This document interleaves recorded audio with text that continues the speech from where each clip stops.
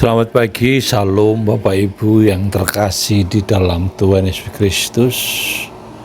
Mari kita akan mengawali hari ini dengan kita bersekutu dengan Tuhan Yesus sebagai kepala gereja dan juga sebagai penyertaan dalam hidup kita, karena kita tahu hanya Dia yang mampu menuntun kehidupan kita.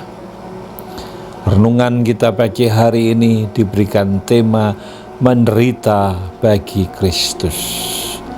Nats pembacaannya diambil dari Kisah Para Rasul pasal 16 ayat 16 sampai 24. Saya tidak membaca semuanya, tetapi saya akan membaca ayat yang ke-23 yang demikian firman Tuhan. Setelah mereka berkali-kali didera, mereka dilemparkan ke dalam penjara. Kepala penjara diperintahkan untuk menjaga mereka dengan sungguh-sungguh. Bapak Ibu, setelah roh tenung diusir keluar dari tubuh budak perempuan itu, seketika itu lenyaplah kemampuannya untuk meramal. Itu berarti penghasilan pemilik budak perempuan itu juga musnah. Karena itu majikan itu menjadi sangat marah dan ingin mencelakai Paulus dan Silas.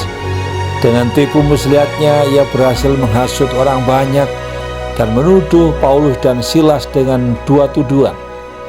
Yang pertama, Paulus dan Silas adalah pengacau kota Filipi.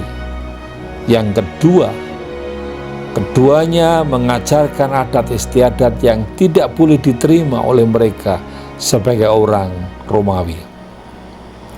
Kedua tuduhan ini sangat ampuh karena dalam waktu yang relatif singkat Paulus dan Silas segera dikerumuni massa.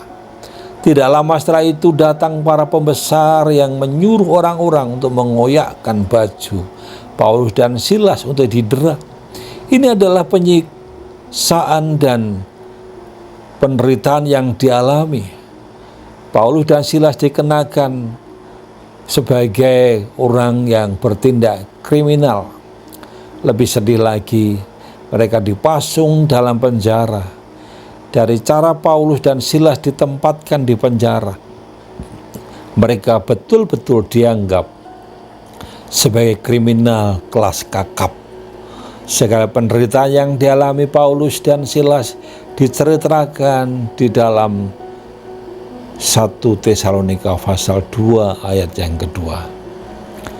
Hal yang mengharukan dari Paulus dan Silas ini adalah bahwa mereka tidak pernah mempertanyakan pimpinan dan kebaikan Tuhan di balik tiap peristiwa yang tidak enak ini. Jika Tuhan menyertai mereka, mengapa mereka mengalami penderitaan yang sangat berat? Martin Luther berkata, "There is no way in the heart of a believer." Ketika Paulus ada dalam penjara, ia begitu tenang. Ia memiliki suatu prinsip hidup. Karena bagiku hidup adalah Kristus dan mati adalah keuntungan. Filipi pasal 1 ayat 21. Akan tetapi Paulus dan Silas tidak mengetahui bahwa justru pemenjaraan mereka merupakan strategi Roh Kudus untuk memenangkan kepada kepala penjara di malam berikutnya.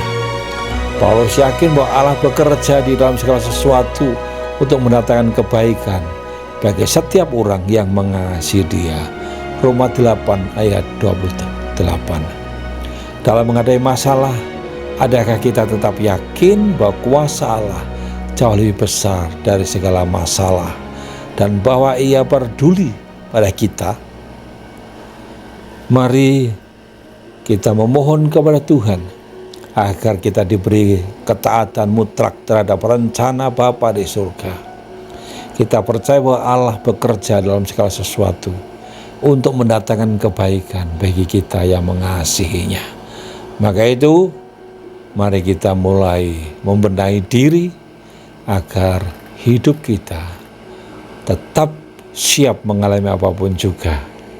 Karena di dalam rancangan Tuhan Meskipun situasi dan keadaan yang berat, tetapi Tuhan punya rencana yang indah bagi hidup kita. Haleluya, amin. Mari kita akan bersama-sama berdoa. Bapa di surga, terima kasih atas kesetiaan Tuhan untuk terus memimpin dan mengarahkan kami. Maka itu kami serahkan aktivitas kami hari ini, biarlah kami boleh tetap memuliakan Tuhan melalui hidup kami. Walaupun kami harus menghadapi banyak kesulitan dan penderitaan, tapi kami percaya bahwa Tuhan tidak pernah tinggalkan kami. Aktivitas kami hari ini kami percayakan juga dalam tangan kuasa-Mu. Dalam nama Tuhan Yesus kami menaikkan doa ini. Haleluya. Amin. Selamat beraktivitas, Tuhan berkati dan menyertai setiap langkah kita. Haleluya. Amin.